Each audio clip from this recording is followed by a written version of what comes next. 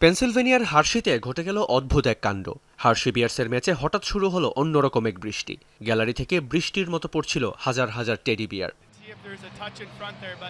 American hockey লিগের দল Hershey বিয়ার্স মুখোমুখি হয়েছিল রকফোর্ড আইস হকসের। গ্যালারিতে তখন হাজার হাজার দর্শক উত্তেজনায় ফুটছেন, অপেক্ষা শুধু একটি গোলের। প্রথম পিরিয়ডেই ডিফেন্ডার লুই যখন বল জালে জড়ালেন, অমনি শুরু হলো সেই কাঙ্ক্ষিত বৃষ্টি, টেডি বিয়ার রেইন।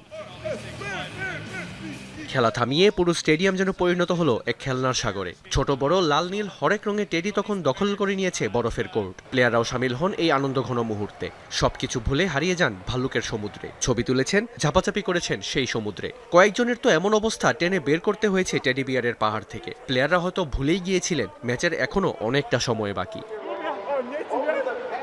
এই বছরের সংগ্রহ শুনলে আপনার চোখ কপালে উঠবে। এবার মোট ৮১,৭৯৬টি খেলনা সংগ্রহ করা হয়েছে। যদিও এটি ভাঙতে পারেনি গত বছরের ১,০২,৩৪৩টির রেকর্ড, তবুও এই সংখ্যাটি নেহাত কম নয়। আনন্দের কমতি ছিল না এতটুকু। তবে এই মজার পেছনে রয়েছে এক মহৎ উদ্দেশ্য। এই হাজার হাজার খেলনা স্থানীয় বিভিন্ন চ্যারিটির মাধ্যমে পৌঁছে দেওয়া হবে সুবিধাবঞ্চিত শিশুদের হাতে। একটু হলেও আনন্দের খোরাক যোগাবে এই টেডি বিয়ারগুলো।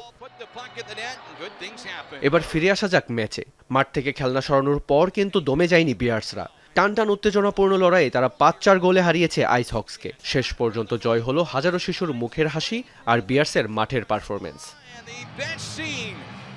রিয়ান রাফতি, যমুনা স্পোর্টস।